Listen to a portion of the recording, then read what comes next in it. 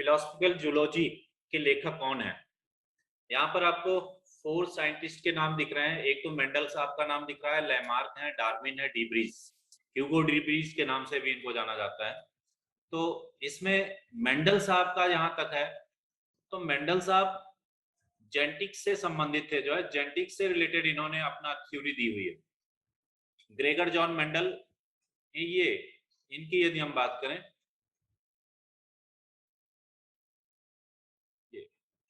यहाँ पर ये ग्रेगर जॉन मेंडल साहब आनुवंश की जेनेटिक्स को लेकर के इन्होंने अपनी थ्योरी दे रखी है, जिसके लिए इन्होंने एक्सपेरिमेंट जो किया था वो मटर के दाने पर किया था। आपको पता होगा मटर के पौधे पर इन्होंने किया था। मटर का जो है बॉटेनिकल नेम जो है पाइसम सेटाइवम जो है। ये कुछ फैक्ट्स आप बेसिक तौर पर जानते रहे। दूसरे जो थिंकर हैं लैमार्क, लैमार्क वैसे इसका करेक्ट आंसर है आपका, जो फिलोसफिकल जूलॉजी की जो बुक है उसके राइटर जो है ये लैमार्क साहब थे। और लैमार्क साहब की एक बेसिक यदि आप जानना चाहें तो ये भी कह सकते हैं कि ये फ्रांस के साइंटिस्ट थे, जो है फ्रेंच साइंटिस्ट कह सकते हैं। ये हटा दें, ये फ्रेंच साइंटिस्ट के तौर पर।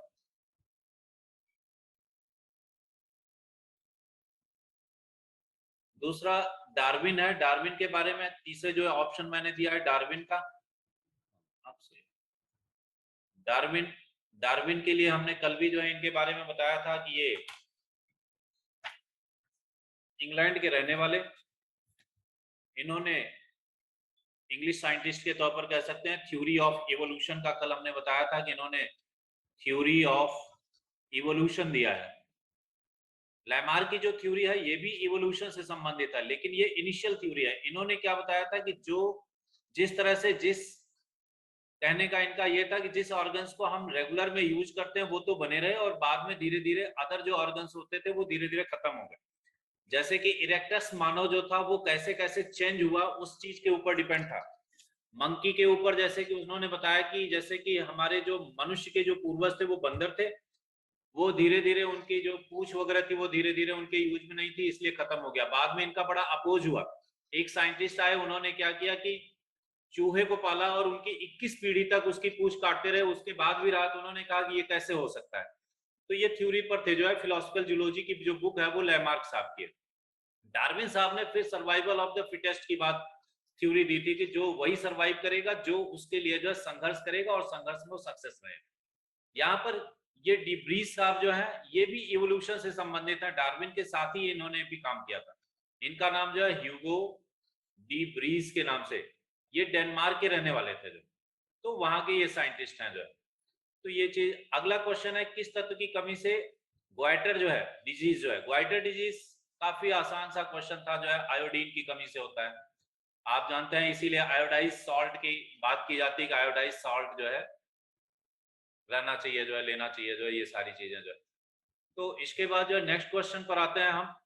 नेक्स्ट क्वेश्चन है आपका,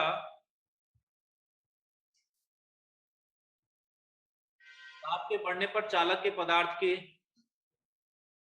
जो बात, ये क्वेश्चन आप देख रहे हैं, यहां पर ये कह रहे हैं कि इलेक्ट्रिकल कंडक्टिविटी की बात की है, conducting material on increasing the temperature, और यहां पर इलेक्ट्रिकल रेजिस्टेंस। एक चीज जानते रहे, रेजिस्टेंस जो होता है किसी भी वायर का वो directly proportional to the temperature होता है। मतलब यदि टेम्परेचर इंक्रीज करेगा तो रेजिस्टेंस भी क्या होगा, इंक्रीज होगा। पहला चीज तो यहां पर हो गया, टेम्परेचर इंक्रीज होने से रेजिस्टेंस क्या होगा, इंक्रीज करेगा। और रेजिस्टिविटी क्या होता है, उसको रो से ऐसे दिखाते हैं, तो ये inversely proportional to the resistance. यदि ये इनवर्सली प्रोपोर्शनल है तो मतलब रेजिस्टेंस की वैल्यू जितनी बढ़ेगी तो रेजिस्टिविटी क्या होगी, वो डिक्रीज करेगी। रेजिस्टिविटी की यूनिट भी जानते रहिएगा, इसकी यूनिट माहो होती है, MOH, जबकि रेजिस्टेंस की यूनिट क्या होती है, ओम होती है। तो ये चीज है, यहां पर रेजिस्टिविटी क्या होगा, inversely proportional to the resistance. यदि रेजिस्टेंस इंक्रीज करेगा तो रेजिस्टिविटी क्या होगी, कम होगी। रेजिस्टेंस डिक्रीज करेगा तो रेजिस्टिविटी क्या होगी, इंक्रीज करेगी। अब इस बेस पर हम ऑप्शन देखते हैं, resistance increase while the electrical conductivity decrease. Temperature का क्या था क्वेश्चन में, बढ़ाने, टेम्परेचर बढ़ाने पर कह रहे हैं कि क्या चीज होगा जो है। अब ये टेम्परेचर बढ़ाएंगे तो रेजिस्टेंस क्या होगा, इंक्रीज करेगा, जबकि रेजिस्टिविटी क्या होगी, वो डिक्रीज करेगी जो है। ये जो भी आपका ऑप्शन जिसमें भी दिख रहा होगा वो आंसर हो जाएगा, ऑप्शन नंबर आपका ए। सेकेंड क्वेश्चन, नेक्स्ट क्वेश्चन जो है, प्रकाश तरंग किस प्रकार की है, what type of wave of light wave. Waves क्या है, दो तरह से आप देखते हैं, एक ट्रांसवर्स होती है, एक लॉन्गिट्यूड वेव होती है। लॉन्गिट्यूड क्या वेव होती है, जिनका प्रोपेगेशन की जो डायरेक्शन होगी, प्रोपेगेशन डायरेक्शन जो होगी वो सेम होगी जिस डायरेक्शन में वेव जो है मूव कर रही है। मतलब जैसे कि फॉग की बात करें, धुएं की बात करें, तो जिस डायरेक्शन में धुआं बढ़ेगा उसी तरफ, कहीं पर डेंस होता है फिर रेयर, फिर डेंसर फिर रेयर, इस तरह से यदि होता है तो उसको हम जो है क्या कहते हैं, लॉन्गिट्यूड। इस तरह की जो ट्रांसवर्स वेव होती है जिसमें पार्टिकल्स जो होंगे वो perpendicular to the propagation of direction of the wave जो है, मतलब वेव जिस दिशा में चलेगी, तरंग जिस डायरेक्शन में मूव करेगी, उसके पार्टिकल्स जो है उसके परपेंडिकुलर डायरेक्शन में मूव करेंगे। मतलब यदि ये वेव है, ऐसे आप एक रस्सी में इस तरह से बांध ले और इस तरह से, तो यहाँ पर पार्टिकल्स क्या है, इस डायरेक्शन में मूव किया, जबकि वेव किस तरफ चला जा रही है, इस तरफ जो है। तो मतलब इन दोनों के बीच में जो है परपेंडिकुलर डायरेक्शन होती है। और जहां तक लाइट वेव्स का है, ये भी जो है इसी तरह से चलती हैं, इसलिए यहाँ पर आपका आंसर होगा ट्रांसवर्स वेव। ट्रांसवर्स वेव जो है, ऑप्शंस आपके जो दिख रहे थे, दो ऑप्शंस दिए गए थे, एक तो ट्रांसवर्स वेव, एक लॉन्गिट्यूड वेव, दोनों जो है इस तरह से जो है, तो ये दोनों तो हो ही नहीं सकता, तो यहाँ पर यह होगा। टेलीविजन का डिस्कवर किसने किया, ये सिंपल सा क्वेश्चन है, जेएल बेयर्ड को जो है काफी अच्छी तरह से आपको याद होगा, जो है ज्यादातर जीके में आप लोग पढ़ते ही रहते हैं इसको। मनुष्य की पाचन क्रिया कहाँ से आरंभ होती है, देखिए यहाँ पर जो भी ऑप्शन, सारे के सारे ऑल ऑप्शंस जो है आपके डाइजेस्टिव सिस्टम से रिलेटेड हैं। कोई भी ऐसा ऑप्शन नहीं है जो क्या कहते हैं डाइजेस्टिव सिस्टम से ना लिंक आपको। लेकिन शुरुआत कहां से होती है, यहाँ पर पूछा है कि इनिशिएशन कहां से होती है, तो आंसर क्या होगा, माउथ। क्योंकि माउथ में ही जो है कुछ एंजाइम्स वगैरह जो है फूड में मिलना शुरू हो जाते हैं, और वो जो है उसको डिकम्पोज, मतलब उसको तोड़ना शुरू करते हैं, और वो चीजें जो है आपका यहाँ पर आंसर क्या होगा, वो माउथ होगा। उसके बाद जो है आपका स्टमक वगैरह का हो गया, ये सारी ऑप्शंस हो गए। नेक्स्ट क्वेश्चन,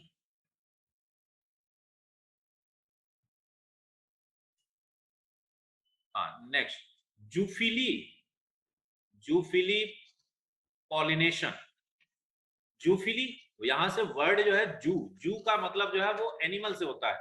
आप कुछ चीजें जो है ये थोड़ा सा इंग्लिश वर्ड्स को फॉलो अप करेंगे तो बेटर रहेगा, जैसे कि जू, इसी तरह से और भी वर्ड बनते हैं जो है, कैली वर्ड आते हैं, लॉगस वर्ड, जहां पर भी लॉगस मतलब लगा हुआ है तो मतलब उसका होता है साइंस।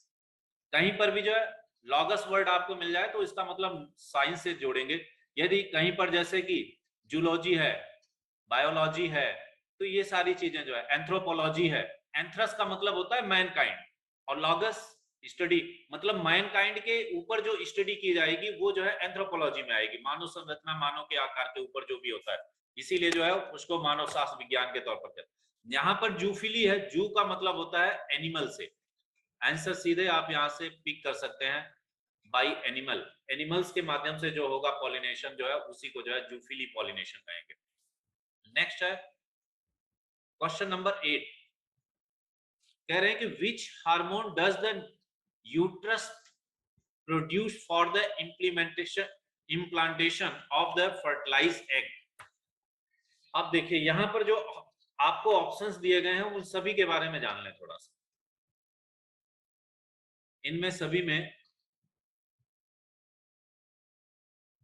सबसे पहला जो है वो आपको दिया गया है ऑक्सीटोसिन, ये ऑक्सीटोसिन हार्मोन। ऑक्सीटोसिन हार्मोन ये खासतौर पर दो चीजों में चेंज करने का काम करता है, एक तो ब्रेस्ट में और दूसरा यूट्रस में। ये दो चीजों में चेंजेस लाने का काम जो है ये ऑक्सीटोसिन करता है। नेक्स्ट है प्रोलैक्टिन, प्रोलैक्टिन की बात करें तो इसको जो है ये खासतौर पर पिट्यूटरी ग्लैंड जो होती है उससे रिलेटेड है। जो है ये पिट्यूटरी ग्लैंड इस तरह का हार्मोन सिक्रीट करती है फॉर जो है बॉडी में चेंज होने के लिए जो है ये भी रिस्पॉन्सिबल है। और ये पिट्यूटरी ग्लैंड जो है ये कह लें कि ब्रेन के पास में एक छोटी सी ग्लैंड होती है वहां पर जो है ये भी क्या करता है ब्रेस्ट को ग्रो करने के लिए। और प्रेगनेंसी आफ्टर डेथ के आफ्टर बर्थ के बाद जो है प्रेगनेंसी वगैरह में जो है ये जो है प्रोलैक्टिन जो है ये हार्मोन्स जो है मिल्क फॉर्मेशन में जो है विशेष तौर पर जो है भूमिका अदा करता है। नेक्स्ट है एस्ट्रोजन। एस्ट्रोजन जो है इसका आपका मेन आंसर भी इसका यही है एस्ट्रोजन। एस्ट्रोजन की बात करें तो ये maintain the reproduction system and female characteristic, ये दो चीजों के लिए ये क्या करेगा, एक तो रिप्रोडक्शन सिस्टम को जो है उसको मेंटेन करने के लिए और फीमेल की कैरेक्टरिस्टिक्स के लिए जो है इन दोनों चीजों के लिए जो है ये एस्ट्रोजन जिम्मेदार होता है। इसलिए आपका यहाँ पर आंसर जो होगा वो एस्ट्रोजन होगा। यहाँ पर जो है जो क्वेश्चन पूछा गया है उसके बेस पर करेक्ट आंसर हुआ आपका सी। नेक्स्ट है जीन। जीन कहां पर पाए जाते हैं? लीवर का तो कोई मतलब ही नहीं है, आरएनए कह नहीं सकते, क्रोमोसोम तो होगा नहीं, डीएनए के अंतर्गत जो है जीन का जो स्ट्रक्चर आता है वो डीएनए के अंतर्गत आएगा। इसलिए यहां पर आंसर जो है आपका वो डी होगा। जो नेक्स्ट आते हैं क्वेश्चन नंबर आपका 10। शरीर के लिए एंजाइम आवश्यक होते हैं क्योंकि ये शरीर में ऊर्जा प्रदान करते हैं। एंजाइम्स खास तौर पर जो है मेटाबॉलिक प्रोसेस को बढ़ाने के लिए होते हैं। और मेटाबॉलिक प्रोसेस को यदि इनकरेज करने की बात कर रहे हैं तो जाहिर सी बात है कि यहाँ पर आंसर क्या होगा, they are the construct part of the body the catalyse, they are catalyse the biochemical reactions. यहाँ पर जो है आपका आंसर होगा डी। जो बायोकेमिकल रिएक्शंस है बॉडी में उसको जो है इनकरेज करने का काम करते हैं एंजाइम्स। इसलिए यहाँ पर और कोई ऑप्शन यहाँ पर बनता ही नहीं। ठीक से अंतरराष्ट्रीय मापन पद्धति कब शुरू की गई? ये आपका सिंपल सा क्वेश्चन है। 1960 की बात है जो है जब मीटर की डिफिनीशन है, किलोग्राम की डिफिनीशन है, ये सारी चीजों की जो डिफिनीशन दी गई थी वो सारी की सारी जो है इसी 1960 में पेरिस में जो इंटरनेशनल वेट एंड मेजरमेंट का जो ऑफिस था कहाँ पर है, पेरिस में है। उसी में जो है क्या कहते हैं इस चीज को जो है वहीं से जो है 1960 से ये चीज चल रहे हैं। एक लंबे सूखे बालों को ब्रश किया जाता है तो ये चीज है। यहाँ पर देखिए सिंपल सा क्वेश्चन है। इसमें क्या होता है आपने देखा होगा कि बालों पर जब कंब वगैरह हम रब करते हैं उसके बाद छोटे कागज के टुकड़ों के पास ले जाते हैं तो वो अपनी ओर आकर्षित करते हैं। या आपने ठंडियों के सीजन में देखा होगा कि स्वेटर वगैरह जब पहन करके उतारते हैं तो उसमें से चट चट की आवाज होती है या हल्की सी चिंगारी सी दिखती है। ये क्या होता है, यहाँ पर चार्ज पार्टिकल एक से दूसरे की तरफ जो है वो हो जाते हैं तो इस वो मूव करते हैं। इसलिए यहाँ पर जो आंसर होगा करेक्ट आंसर आपका बनेगा ये इंड्यूस्ड चार्जेस जो है प्रोड्यूस होना जो है ये चीज ऑप्शन हो जाएगा आपका यहाँ पर बी। बी ऑप्शन यहाँ पर करेक्ट होगा। नेक्स्ट है फ्लोरिकल्चर। फ्लोरिकल्चर अभी हमने पिछली क्लास में भी डिस्कस किया था। फ्लोरिकल्चर हमने कहा था कि ये फ्लावर्स को लेकर के यहाँ पर जो है फूलों के लिए जो है फ्लावर्स की एनालिसिस और कल्टीवेशन के लिए जो स्टडी किया जाता है उसको हम फ्लोरिकल्चर कहते हैं। तो इसलिए यहाँ पर आंसर होगा क्या, B option. Next Mohr salt. यहाँ पर जो है मोर साल्ट क्या है, ये डुअल नेचर के जो डुअल साल्ट होते हैं उसको जो है मोर साल्ट कहते हैं। मोर साल्ट में जो है डुअल उसके कहा जाएगा। इसलिए यहाँ पर जो है डबल साल्ट का यदि इसका फार्मूला भी आप लोग जानते रहे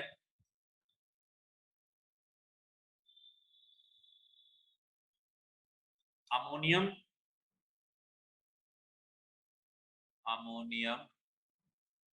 iron sulphate, ammonium iron sulphate को ही जो है मोर साल्ट के नाम से जाना जाता है, MOHRSALT।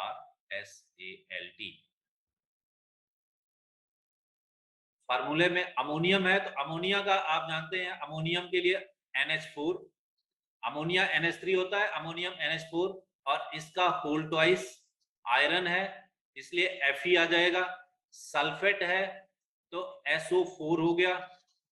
और इसके साथ में एक चीज और भी होता है मोर साल्ट में, वाटर मॉलिक्यूल भी होते हैं, तो NH2O ये आपका जो है मोर साल्ट का जो है फार्मूला होगा। NH4 whole twice FeSO4 plus साथ में NH2O। N की जगह पर नॉर्मली जो है मोर साल्ट में 2 मॉलिक्यूल रहते हैं, तो इसलिए N की वैल्यू यहाँ पर 2 भी रख सकते हैं, तो इसलिए यहाँ पर ये भी लिख सकते हैं NH4 whole twice FeSO4 2H2O। ये चीज निम्नलिखित में से कौन सा मौलिक गुण है? फंडामेंटल पार्टिकल्स का फंडामेंटल क्या उसमें है? देखिए वेट होगा नहीं, मॉलिकुलर वेट भी इसमें ऑप्शन होगा नहीं। अब अगला ऑप्शन है एटॉमिक नंबर, और नेक्स्ट है जो है एटॉमिक जो है density. Atomic number is basic जो है, क्योंकि एटॉमिक नंबर जो होता है वही क्या होता है प्रोटॉन नंबर, और वही क्या होते हैं इलेक्ट्रॉन नंबर। आप सिंपल सा जो है उसमें जानते हैं कि रदरफोर्ड थ्योरी के अकॉर्डिंग जो है हर उसमें जो है मॉलिक्यूल के अंदर किसी भी एलिमेंट्स में एक न्यूक्लियस होगा, न्यूक्लियस में प्रोटॉन और न्यूट्रॉन होंगे, और उसके चारों ओर जो ऑर्बिट होगी उसमें कौन रिवॉल्व करेंगे, इलेक्ट्रॉन्स मूव करेंगे जो। तो इलेक्ट्रॉन्स पर चार्ज जो है आप जानते हैं निगेटिव चार्ज होता है, प्रोटॉन पर चार्ज पॉजिटिव होता है, और न्यूट्रॉन जो है वो न्यूट्रल पार्टिकल होते हैं। इलेक्ट्रॉन की खोज जे थॉमसन, और प्रोटॉन की हम गोल्डस्टाइन की बात कर सकते हैं, और न्यूट्रॉन जो है चैडविक। ये चीज, तो इसका करेक्ट आंसर कौन सा होगा आपका? सी ऑप्शन यहां पर आपका करेक्ट होगा। ये नेक्स्ट है रुधिर मापक यंत्र, ब्लड को मेजर करने का इंस्ट्रूमेंट कौन सा है? रुधिर मापक यंत्र यहाँ पर ईसीजी। ईसीजी क्या है? ये हार्ट्स की जो है पल्स के जो है मेजर करने के लिए होता है, हल्स की पल्स रेट को देखने के लिए होता है। स्टेथोस्कोप जो है ये आपका जो है जो डॉक्टर देखते हैं ना कान में लगा करके हार्ट बीट को सुनने की कोशिश करते हैं, वो चीज। हार्ट में दो तरह की साउंड होती है, लबडब साउंड जो है जो साइलेंट साउंड रहती है काफी स्लो होती है, उसको सुनने की कोशिश जो है स्टेथोस्कोप से करते हैं। स्फिग्मो मैनोमीटर ये क्या होगा? ब्लड प्रेशर मेजर करने की यूनिट जो है, ब्लड प्रेशर मेजर करने का इंस्ट्रूमेंट, इसलिए आपका यहाँ पर करेक्ट आंसर होगा सी आपका यहाँ पर करेक्ट आंसर है। स्कार्बिक एसिड, स्कार्बिक एसिड ये क्या है? ज्यादातर एसिड क्या होते हैं जो सिट्रस की चीजें होती हैं।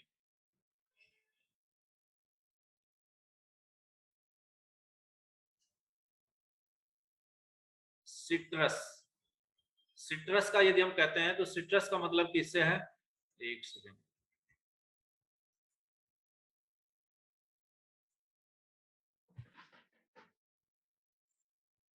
कार्बिक एसिड सिट्रस चीजें जो है ज्यादातर विटामिन सी में होंगी, और यहाँ पर जो है ऑप्शंस जो है आपका यहाँ पर ए आंसर हो जाएगा, क्योंकि विटामिन, एंजाइम, प्रोटीन, फैट ये चार ऑप्शन है, तो यहाँ पर आंसर आपका हो गया विटामिन।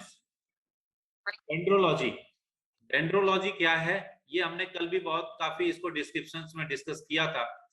इसमें क्या होता है प्लांट्स और शर्ब ये दोनों ही ऑप्शंस होंगे, ये चेंज होना रह गया, सेम वही गलती यहाँ पर भी है, बी एंड सी दोनों ऑप्शंस यहाँ पर होंगे। फ्लोरिकल्चर तो फ्लावर्स के लिए था, यहाँ पर पौधों के लिए जो है बायोलॉजी का पार्ट कह सकते हैं, बॉटनी का पार्ट कह सकते हैं, इसलिए यहाँ पर जो आंसर है वो बी एंड सी ये बोथ होगा। नेक्स्ट क्वेश्चन नंबर 19,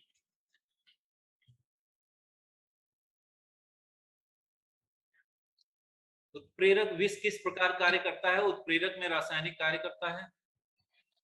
उत्प्रेरक सतह पर मुक्त संयोजकता से संयोग करते हैं, सभी अभिकारक में संयोग करते हैं, यही लिया था।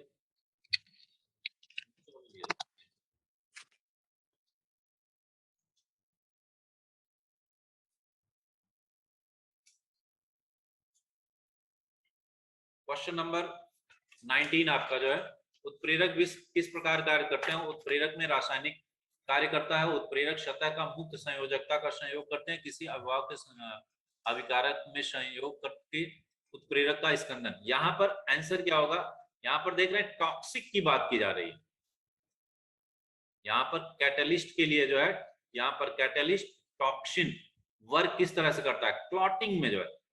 आंसर आपका जो है डी हो जाएगा, यहाँ पर आंसर आपका डी होगा, डी करेक्ट आंसर हुआ। Next question, question number 20, hallmark किस चिन्ह से संबंधित है? हॉलमार्क वैसे भी आपने सुना ही होगा, ये ज्यादातर जो है गोल्ड, गोल्ड के सामान रहते हैं तो उस पर जो है हॉलमार्क जो है, ज्वेलरी वगैरह कहते हैं कि वो हम हॉलमार्क वाला सामान, सारी चीजें। सर्वाधिक महत्वपूर्ण भोजन उत्पन्न किससे होता है? मैक्सिमम जो है हम फ्रूट्स का जो है कंजम्पशन करते हैं, इसलिए जो है यहाँ पर आंसर क्या होगा, सी। अदर चीज ऑप्शन है ही नहीं जो है उस तरह की, जहां पर एनालिटिकल होगा उसको हम डिस्कस कर लेंगे। फोटोग्राफी में ऑक्जेलिक अम्ल का उपयोग किया जाता है, ये क्या चीज है? ऑक्जेलिक, ऑक्जेलिक एसिड की यदि हम बात करें तो ये किस में जो है यूज किया जाएगा? आंसर इसमें होगा ferric, ferrous oxalate, ferrous oxalate यहाँ पर करेक्ट आंसर आपका बनेगा, क्योंकि जो है फोटोग्राफी में आयरन का जो है ये फेरस ऑक्सलेट आंसर होगा, ये करेक्ट आंसर। नेक्स्ट, माइक्रोसॉफ्ट का कार्यालय कहां पर है? माइक्रोसॉफ्ट का ऑफिस वाशिंगटन डीसी में, वाशिंगटन डीसी ये करेक्ट आंसर होगा, ये सारे फैक्ट के बेस पर है। विद्युत धारा का चुंबकीय प्रभाव सर्वप्रथम अवलोकन करने वाले कौन पर्सन थे? अब यहाँ पर इलेक्ट्रिक करंट के बारे में पूछ रहे हैं, ऑप्शंस कौन कौन से हैं?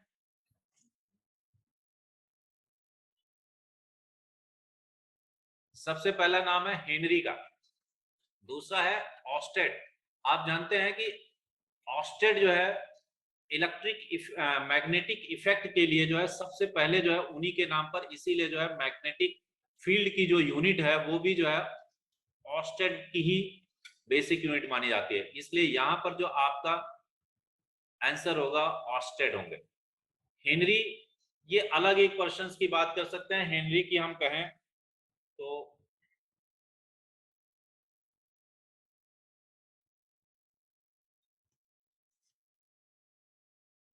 हेनरी आपकी मैग्नेटिक इंडक्शन की यूनिट है, मैग्नेटिक इंडक्शन की भी यूनिट हेनरी में रखी जाती है। बोल्ट ये जो है वोल्टेज मेजरमेंट करने की बात है, दो पॉइंट्स के बीच में पोटेंशियल जो डिफरेंस होता है, पोटेंशियल का जो डिफरेंस, उसके लिए मेजरमेंट करने के लिए बोल्ट। फेराडे ये भी जो है मैग्नेटिक इंडक्शन पर काम करने वाले साइंटिस्ट थे, मैग्नेटिक इंडक्शन, मैग्नेटिक इंडक्शन पर फेराडे। यहां पर जो है इनके एक एक्सपेरिमेंट बड़ा इंपॉर्टेंट सा है, इन्होंने जो है जैसे कि एक एक्सपेरिमेंट कर रहे थे कि जैसे कि ये मैग्नेटिक, एक इन्होंने क्वाइल लगाई, और क्वाइल लगाने के बाद कल हमने एक बताया था कि गैल्वेनोमीटर एक डिवाइस होती है। गैल्वेनोमीटर किस तरह की डिवाइस है? जो ये शो करता है कि वहां पर फ्लो है या नहीं, करंट का फ्लो या ये चीज जो है वहां पर चार्ज का फ्लो हो रहा है या नहीं हो रहा है, उसके लिए गैल्वेनोमीटर। तो उन्होंने एक मैग्नेट रखा, मैग्नेट रख करके कहते हैं कि लगभग उन्होंने 12 ईयर तक एक्सपेरिमेंट किया, और जब वो नहीं सक्सेस हुआ तो एक दिन गुस्से में आकर के उन्होंने वही मैग्नेट इस कॉइल में फेंक दिया, और जैसे ही यहाँ पर फेंका तो यहाँ पर जो मैग्नेटिक फील्ड लाइंस जो थी जो है वो फील्ड लाइंस में चेंज हुआ, और जब मैग्नेटिक फील्ड लाइंस में चेंज हुआ तो अचानक जो है इस गैल्वानोमीटर में डिफ्लेक्शन हुआ। तब उन्होंने एक कहा कि नहीं, जैसे ही मैग्नेटिक फ्लक्स में चेंज होता है तो यहाँ पर एक इंड्यूस्ड करंट जनरेट हो जाती है। इंड्यूस्ड करंट क्यों जनरेट हो रही है? क्योंकि यहाँ पर इंड्यूस्ड ईएमएफ जनरेट हो जा रहा है, इलेक्ट्रोमोटिव फोर्स जो है जनरेट हो रहा है, और उसी कारण से इंड्यूस्ड करंट जहां पर जनरेट हो रही है। ये चीजें जो है बाद में आकर के फैराडे ने एक्सपेरिमेंट कर दिया। नेक्स्ट आते हैं, फोटोसिंथेसिस में पौधे कौन सी गैस का अवशोषण करते हैं? ये तो बहुत ही सिंपल सा है कि फोटोसिंथेसिस के प्रोसेस में वो कार्बन डाइऑक्साइड का जो ऑब्जर्व करते हैं, और क्या करते हैं, ऑक्सीजन गैस को जो है वो इमिट करते हैं, ये इमिट होती है, और कार्बन डाइऑक्साइड जो है ये एब्जॉर्ब की जाती है, तो इसलिए यहाँ पर आंसर जो है ये हो जाएगा आपका। नेक्स्ट आते हैं,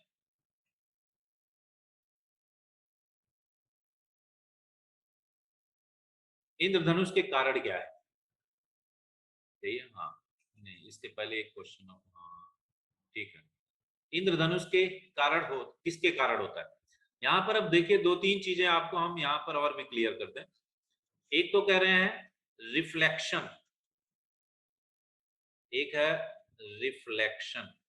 रिफ्लेक्शन हमेशा जो है सेम मीडियम में होगा। जैसे कि आपने कोई मिरर ले लिया, इसके इस तरफ पॉलिश किया गया है और यहां से कोई रे इस तरह से इंसिडेंट होती है और सेम मीडियम में यदि इस तरह से वापस होती है तो इसको हम रिफ्लेक्शन कहते हैं। और रिफ्लेक्शन के दो लॉज आप जानते हैं कि angle of incident equal to angle of reflection.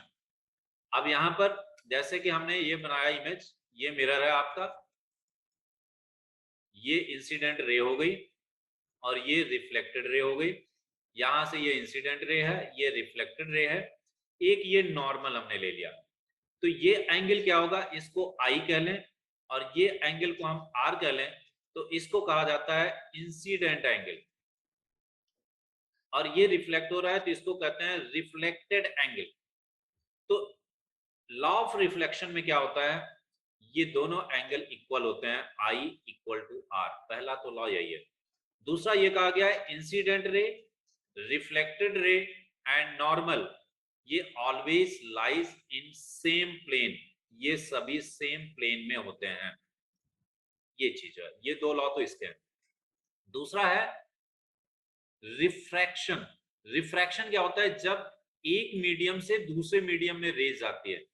For example ये डेंसर मीडियम है और ये रेरर मीडियम है, मतलब ये सघन माध्यम है और ये विरल माध्यम है। मान लीजिए यहां पर आपने एक ग्लास की स्लैब रख दी है, मोटे ग्लास की स्लैब इस तरह से, तो इस स्लैब में अब यदि यहां से कोई रे इस तरह से इंसिडेंट होती है इस स्लैब पर और ये आपका नॉर्मल है, तो जब ये रेरर मीडियम से ये डेंसर मीडियम में जाएगी तो रे डेविएट टुवर्ड्स जो है नॉर्मल, वो झुक जाएगी इसकी तरफ सीधी, जैसे कि इसको नॉर्मली ऐसे सीधा जाना चाहिए, ये मीडियम होने का बस ये क्या हुआ इस तरफ झुक जाएगी।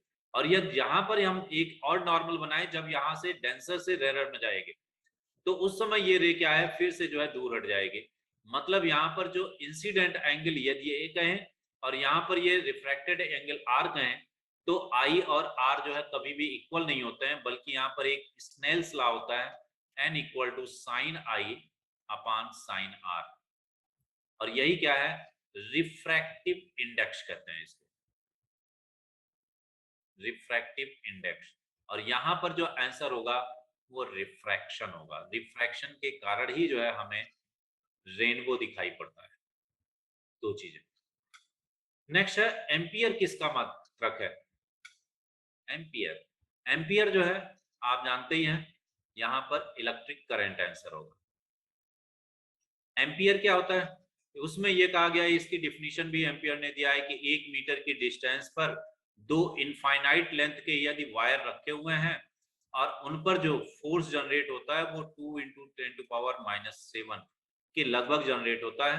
तो ये चीज जो है इनके बीच में तब होगा ये फोर्स जब इनके बीच में जो है करंट इसमें जो है 1 एम्पियर की फ्लो कर रही होगी।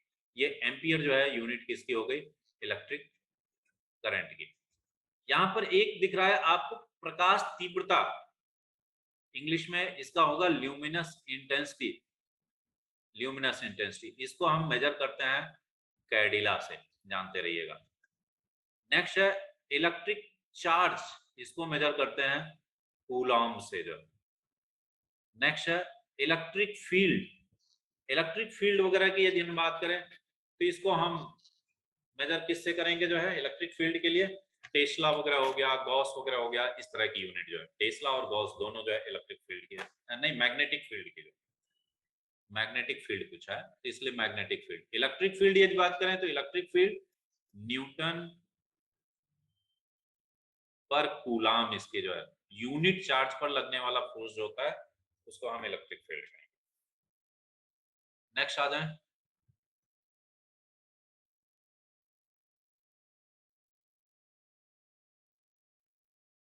Question number next. निम्नलिखित में से कौन सी सूचना प्रौद्योगिकी परिभाषकीय नहीं है, आईटी से संबंधित नहीं है। एक है लॉगिन, अक्सर सुनते हैं। मॉडेम, मॉडेम होता है जो है वो यूज करता है एम्पलीफायर, एम्पलीट्यूड मॉड्यूलेशन या फ्रीक्वेंसी मॉड्यूलेशन की। पासवर्ड भी होगा। पिनाका, पिनाका यहाँ पर ऑप्शन नहीं होगा। पिनाका क्या है, पिनाका जो है रॉकेट लॉन्चर डिवाइस है, डीआरडीओ द्वारा जो है इसको डेवलप किया गया है। ये पिनाका जानते रहिएगा, डीआरडीओ के द्वारा डेवलप किया हुआ rocket launcher. Next question number 29, seismograph का पता लगाने किसके लिए है? किसके लिए है? सिंपल सा क्वेश्चन है, सिस्मोग्राफ फॉर वोल्केनोज के लिए जो है, वोल्केनो के लिए जो है सिस्मोग्राफ। सिस्मोग्राफ किससे रिलेटेड है?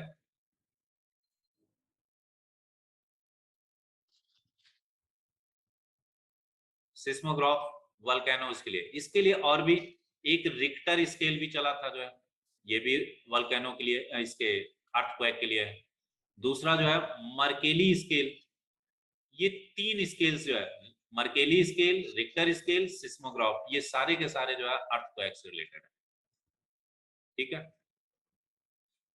नेक्स्ट, कौन सी दवा पादप के छाल से निकाली जाती है? कुनैन की दवाएं, जो खासतौर पर मलेरिया वगैरह के उसमें यूज किया जाता है, मलेरिया। नेक्स्ट जो है, अब आते हैं, ये सारे क्वेश्चंस जो है अभी आपके साइंस से रिलेटेड थे।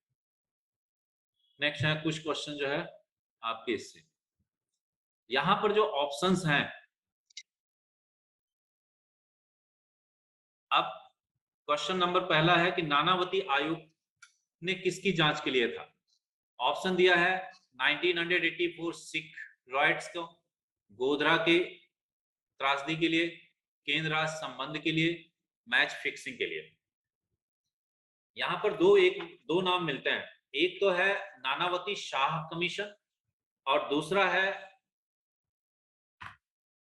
नानावती मेहता कमीशन। वैसे ये क्वेश्चन जो है दोनों से हम लिंकअप कर सकते थे, यहाँ पर नानावती शाह को हम लेते हैं।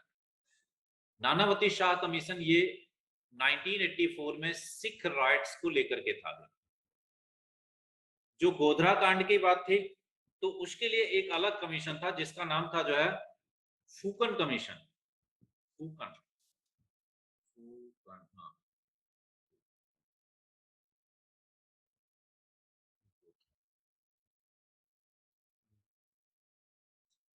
नहीं, गोधरा कमीशन के लिए नानावती मेहता कमेटी थी, सॉरी, नानावती मेहता कमीशन। और केंद्र राज्य संबंध पर 2-3 कमीशन आए हैं, एक तो है सरकारिया कमीशन, दूसरा है राजा रमन्ना कमीशन। ये 2 कमीशन, सरकारिया और राजा रमन्ना, इन दोनों का संबंध जो है केंद्र राज्य संबंध से है। नानावती मेहता कमीशन गोधरा से हो गया, ये इससे हो गया। मैच फिक्सिंग है ये फूकन से, फूकन कमेटी।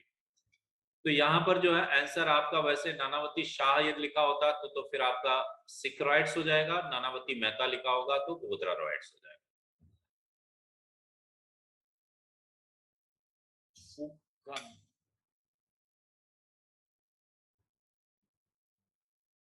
तहलका कांड की जांच के लिए निम्नलिखित से कौन से संबंधित रहे हैं? यहाँ पर भी ये गलत है, वेंकट स्वामी नहीं है, तहलका कांड से भी संबंधित पर्सन यही है, फूकन। आंसर आपका ए ही आएगा यहाँ पर। इसके बाद श्री कृष्णा कमीशन है एक। श्री कृष्णा कमीशन किससे संबंधित थी? जो आपको याद हो 1993 के लगभग बॉम्बे ब्लास्ट हुआ, बॉम्बे ब्लास्ट की जो है इंक्वायरी करने के लिए श्री कृष्णा कमीशन बनाई गई थी, और किसके द्वारा बनाई गई थी? महाराष्ट्र गवर्नमेंट के द्वारा। इसके बाद जो है नेक्स्ट है, एक है नानावती कमीशन, ये है। इसके बाद तहलका है, तहलका रिव्यू कमीशन, तहलका कांड की जांच के लिए अपने पढ़ लेते हैं ना जी।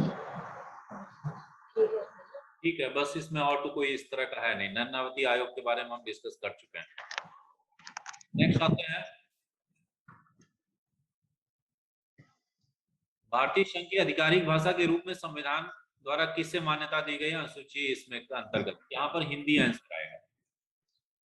आंसर जो है यहाँ पर हिंदी है आपका जो। नेक्स्ट, संविधान इतनी जल्दी हो संविधान में संघ की राजभाषा के रूप में हिंदी को कब मान्यता प्रदान की गई? 1949। सिंपल से ये फैक्ट बेस्ड क्वेश्चन है, इसलिए यहाँ पर और कुछ डिस्कस करने की जरूरत ही नहीं है कि हिंदी भाषा को कब जो है यहाँ पर दिया गया, 1949 का जो है। नेक्स्ट है, संविधान के किस अनुच्छेद में संसद को संविधान में संशोधन करने का अधिकार प्रदान किया गया है? यहाँ पर थोड़ा सा आप इसके साथ साथ दो चार चीजें और भी लर्न कर सकते हैं, जैसे कि आर्टिकल नंबर 370 खूब अच्छी तरह से आपको काफी चर्चा में रहा है। ये रिलेशन किससे संबंधित है? Special right, special provision for J&K के लिए जो उसको विशेष दर्जे की बात की गई है यहाँ पर, ठीक है। 368 यहाँ पर जो है अमेंडमेंट का है, संविधान संशोधन की बात की गई है। अब यहाँ पर संविधान संशोधन की जो प्रोसेस है वो तीन तरह से जो है संविधान संशोधन के अंतर्गत आते हैं। एक तो होता है सिंपल मेजोरिटी। सिंपल मेजोरिटी क्या होती है? जहां पर हम 50% +1 वोट के साथ चेंज कर सकते हैं, तो उसको साधारण बहुमत के साथ हम चेंज कर सकते हैं। ये जो है सामान्य जो विधेयक वगैरह पास किए जाते हैं वो इस तरह से कर सकते हैं। दूसरा होता है स्पेशल मेजोरिटी, विशेष बहुमत। विशेष बहुमत क्या होगा इसको जानते रहिएगा, 2/3 ऑफ प्रेजेंट मेंबर, ठीक है, प्लस 2/3 ऑफ प्रेजेंट मेंबर और 50% +1 विच एवर इज हायर, इनमें से जो भी ज्यादा हो, उपस्थित सदस्यों के 2/3 या 50% से एक अधिक, इनमें से जो भी ज्यादा हो। कहने का मतलब हम फॉर एग्जांपल ये ले कि हाउस मान लीजिए कि आपका 543 की जगह पर 5 4 9 10 इतने की मान लीजिए कि ये है, इसमें उपस्थित होते हैं 420, 50% +1 इसका कितना हुआ 272, ठीक है, और इसका 2/3 कितना हुआ, ये 2/3 इसका देखेंगे तो 280, तो इनमें से ज्यादा कौन सा है 280, तो इससे पास करना पड़ेगा। इन केस यदि यहां पर प्रेजेंस 300 की रहे, 300 का ये 2/3 आप देखेंगे तो कितना होगा 200, उस समय आपको जो है 272 से पास करना पड़ेगा। मतलब उपस्थित सदस्यों के 2/3 बहुमत या फिर कुल सदस्यों के 50% +1, इनमें से जो भी ज्यादा होगा, यदि उससे ये पास होता है तो वो एक हम इसको स्पेशल मेजोरिटी के साथ की बात करते हैं। और तीसरा होता है special majority plus 50% state consent, मतलब विशेष बहुमत के साथ साथ, विशेष बहुमत के साथ साथ आधे से एक अधिक राज्य की सहमति होनी चाहिए। लेकिन यहां पर एक चीज ध्यान रखिएगा, यहां पर जो विशेष बहुमत की बात की गई है, थोड़ा सा यहां पर स्पेशल बहुमत की बात अलग है। यहां पर क्या होगा 2/3 ऑफ टोटल मेंबर होगा, उससे जो है पास करना होगा। तो ये चीज जो है क्या कहते हैं कि 2/3 ऑफ द टोटल मेंबर या प्लस साथ में 50%। फॉर एग्जांपल आप कॉन्स्टिट्यूशन में मेजर चेंज करना चाहते हैं, यदि मेजर चेंज करना चाह रहे हैं तो उस समय क्या होगा कि आपको 2/3 of the total member plus साथ में जो है इससे 50% स्टेट कंसेंट के साथ आप इसको जो है चेंज कर सकते हैं। नेक्स्ट आते हैं,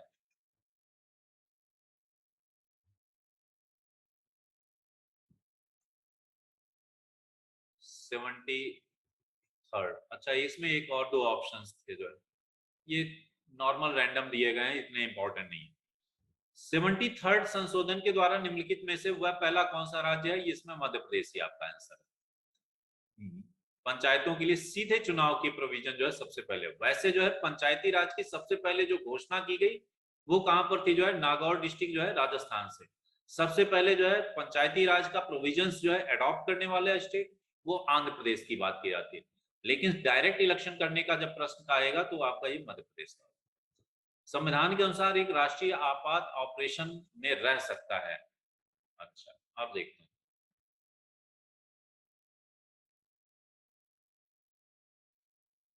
कि एक नेशनल इमरजेंसी ऑपरेशन में रह सकता है अधिकतम जो है आंसर तो इसमें 3 इयर्स के लिए, 3 इयर्स के अंदर जो है वहां पर सिचुएशन नॉर्मल होगी तभी उसके साथ में वहां पर इलेक्शन कराना होगा।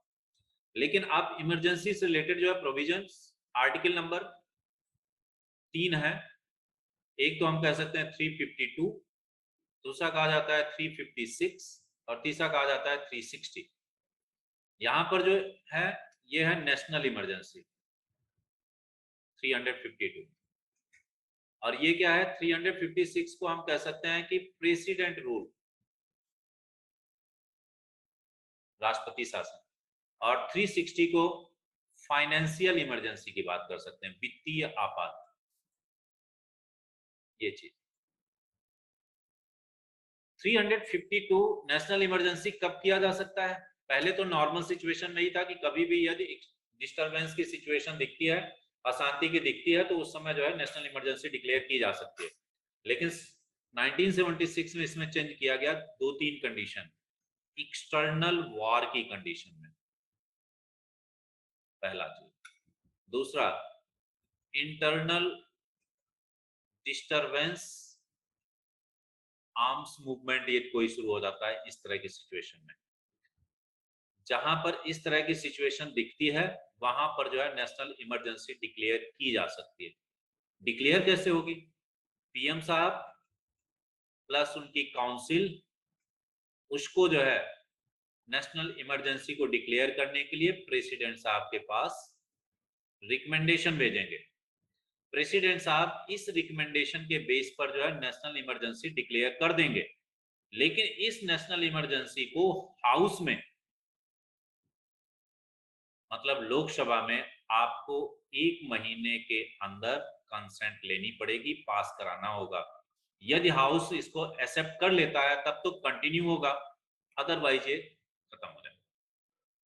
1 मंथ का समय रहेगा। यहां पर प्रेसिडेंट रूल है, यदि किसी स्टेट में वहां का लॉ एंड ऑर्डर, शांति व्यवस्था भंग हो जाती है, इसके लिए सेंट्रल गवर्नमेंट, यूनियन गवर्नमेंट हमारी कंसेंट, उसको सहमति मिल जाती है कि हाँ ये ऐसी स्थिति आ गई है। अब ये कैसे वो सहमत होगा?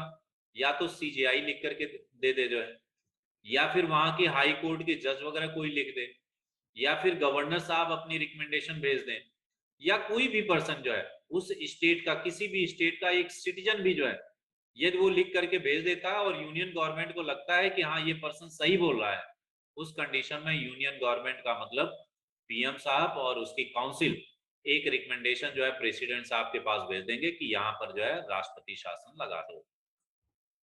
और जैसे ही राष्ट्रपति शासन लगेगा तो सारी व्यवस्था किसके हाथ में आ जाएगी? यूनियन के हाथ में। अब ये प्रेसिडेंट रूल लगने के बाद भी यहां पर भी इसको 1 मंथ के अंदर पार्लियामेंट में पास कराना होगा। यदि 1 महीने के अंदर पास नहीं होता है तो ये प्रेसिडेंट रूल आपका खत्म हो जाएगा। फाइनेंशियल इमरजेंसी वैसे तो अभी तक लगाई नहीं गई है, यहां पर भी पीएम साहब और उसकी काउंसिल के एडवाइस पर प्रेसिडेंट फाइनेंशियल इमरजेंसी लगा सकता है, लेकिन बशर्ते यहां पर थोड़ा सा अंतर है, ये इमरजेंसी को लोकसभा में या जो भी हाउस में है 2 महीने के अंदर पास कराना होगा। 2 महीने के अंदर ये पास कर दिया तब तो कंटिन्यू रहेगी, अदरवाइज ये समाप्त हो जाएगी। यहाँ पर जो है सिंपल सा है, 352 में 1 मंथ का समय दिया गया है, 56 में भी 1 मंथ का समय है, 60 में 2 मंथ का समय है। ये जानते रहिए। नेक्स्ट आते हैं,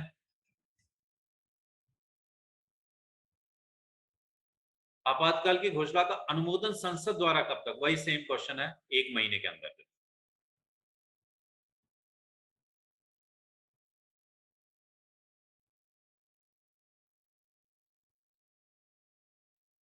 आंतरिक अशांति के कारण किस वर्ष राष्ट्रीय आपात लागू किया गया? आंसर आपका यहाँ पर सिंपल सा है, सबसे पहली बार एक्सटर्नल वार की कंडीशन जो है 1962 में हुई थी, उसी समय जो है सबसे पहले लागू किया गया। नेक्स्ट, सही विकल्प चुनिए। राज्य के संवैधानिक आपातकाल की घोषणा की स्थिति में भारत का राष्ट्रपति उच्च न्यायालय को मिलाकर राज्य सरकार के सभी कार्य स्वयं कर सकता है। यह घोषणा कर सकता है कि राज्य की विधायी शक्तियां राज्यपाल के अधिकारों में प्रयोग होंगी। उच्च न्यायालय को छोड़कर राज्य सरकार के सभी कार्य स्वयं कर सकता है। इनमें से कोई नहीं, ऑप्शन यहाँ पर सी होगा। हाई कोर्ट नहीं होगा, हाई कोर्ट की इंडिपेंडेंट रहेगा, ये चीज है आपका करेक्ट आंसर है। नेक्स्ट आ जाए, इलेक्शन।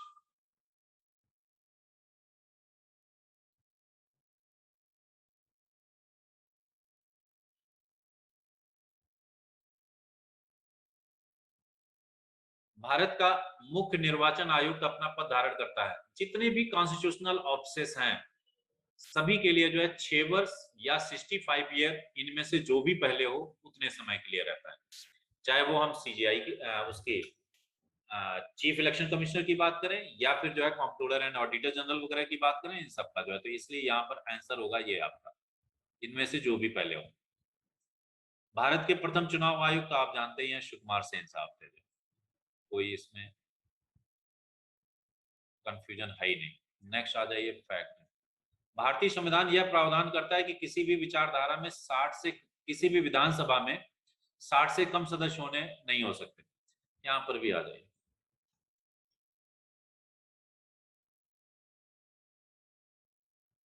जिस तरह से आप यूनियन गवर्नमेंट में देखते हैं, यूनियन लेवल पर, वहां पर हमारा बाई कैमरल हाउस है। एक तो होता है लोकसभा और दूसरी होती है राज्यसभा। लोकसभा को हमने कहा था टेम्परेरी हाउस और इसको हमने क्या कहा था, परमानेंट हाउस। इसको हमने लोकसभा में टेम्परेरी हाउस, यहाँ पर जितने भी मेंबर थे वो डायरेक्ट इलेक्टेड होकर के पहुंचते हैं। यहाँ पर हमने इनडायरेक्ट इलेक्ट होने की बात की थी। यहाँ पर लोकसभा में डायरेक्ट इलेक्टेड है, आम जनता से चुन करके आ रहे हैं और ये रिस्पॉन्सिबल टू द हाउस के प्रति रहते हैं, तो इसलिए हमने इसको एक वर्ड दिया था लोअर हाउस का नाम। यहाँ पर ये सभी के सभी सीनियर पर्सन होते हैं, किसी स्पेशल क्षेत्र में विशेष अनुभव रखने वाले लोग होते हैं। जो पर्सन इधर डायरेक्ट इलेक्ट होकर के नहीं पहुंचे और लोकसभा में ये हम चाहते हैं कि उनको, उनका हम ब्रेन का यूज कर सकें, उनके विचारधारा को अपने साथ ले सकें, उनका उपयोग कर सकें, तो उन सीनियर पर्सन को हम राज्यसभा के माध्यम से जो है पार्लियामेंट में हम ऐड कर सकते हैं। इसलिए हम इसको अपर हाउस या फिर सीनियर हाउस भी कह लेते हैं, जो ये भी वर्ड दिया जाता है। तो ये चीजें जो है यहाँ पर थी। सेम इसी तरह से स्टेट लेवल पर भी कुछ स्टेट्स ऐसे हैं जहां पर 2 हाउस हैं, कुछ स्टेट ऐसे हैं जहां पर सिंगल हाउस है। जैसे कि यूपी की बात करें, यहाँ पर बाई कैमरल है। महाराष्ट्र की बात कर सकते हैं, बिहार की बात कर सकते हैं, कर्नाटका की बात कर सकते हैं, ये सारे जो है इस तरह से। यहाँ पर आंध्र प्रदेश और तेलंगाना की भी कह सकते हैं। JNK पहले होता था, अब तो वहां पर यूटी है, तो इसलिए हम उसको कह नहीं सकते। तो MP जो है वहां पर तो सिंगल हाउस है, वहां पर यूनिकैमरल का कॉन्सेप्ट है। यहाँ पर सिर्फ जो है विधानसभा है। इसी तरह से यदि हम हरियाणा की भी बात करें, वहां पर भी क्या है, सिर्फ विधानसभा है। यहाँ पर विधान परिषद नहीं है, लेजिस्लेटिव असेंबली है, लेजिस्लेटिव असेंबली। लेजिस्लेटिव काउंसिल नहीं है। लेजिस्लेटिव काउंसिल के लिए ये अलग जो है, लेजिस्लेटिव काउंसिल की तुलना हम करना चाहें तो हम इस तरह से कर सकते हैं, राज्यसभा की तरह, और लेजिस्लेटिव असेंबली को कंपेयर करना चाहें तो हम लोकसभा की तरह कर सकते हैं। तो लेजिस्लेटिव असेंबली क्या हो गया, एक प्रकार से लोअर हाउस, और लेजिस्लेटिव काउंसिल क्या हो गया, अपर हाउस। इसकी भी फॉर्मेशन में कॉन्स्टिट्यूशन में प्रोविजन किया गया है कि किसी भी स्टेट में विधानसभा की मिनिमम सीटें 60 हो सकती हैं और मैक्सिमम 500 हो सकती है। लेकिन इसका एक्सेप्शन है, कौन है, गोवा। गोवा में भी जो है इससे कम, प्लस साथ में कौन सा है, सिक्किम। यहां पर आपका आंसर क्या होगा, सिक्किम।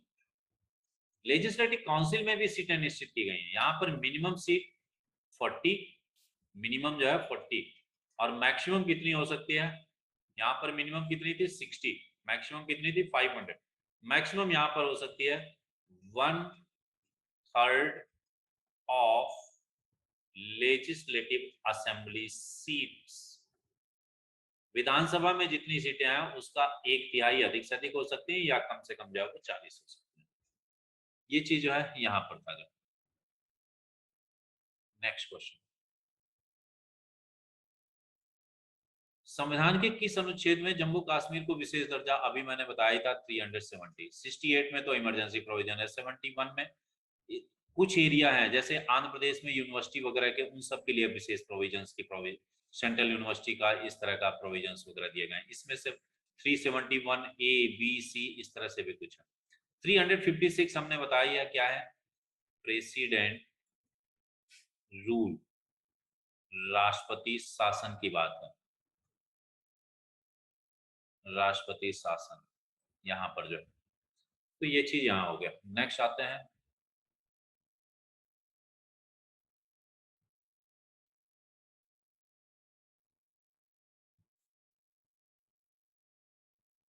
Next question. उच्चतम न्यायालय के न्यायाधीशों की संख्या में वृद्धि करने की शक्ति किसके पास है, हमेशा पार्लियामेंट के पास। ये सारी चीजों में पार्लियामेंट। अंडमान निकोबार जो द्वीप समूह किस हाई कोर्ट के अंतर्गत आते हैं, कोलकाता, कोलकाता के जुरिडिक्शन में ये होगा। ठीक है, ये फैक्ट बेस पर है। नियंत्रक महालेखा परीक्षक प्रारंभिक रूप से संसद के निम्नलिखित में से किसके उसके प्रति होता है, चलिए इस पर आता है। कंट्रोलर एंड ऑडिटर जनरल की बात हमने इसके बारे में बताया था, ये क्या होता है, आर्टिकल नंबर 148 में प्रोविजन है इसका, और इसको हमने कल बताया था कि इसको हम third I of Indian system कह सकते हैं। जितना भी फंड का खर्चा वगैरह है, चाहे वो पब्लिक अकाउंट फंड हो या फिर कॉन्टीजेंसी फंड हो या फिर कंसोलिडेटेड फंड हो, लोक लेखा निधि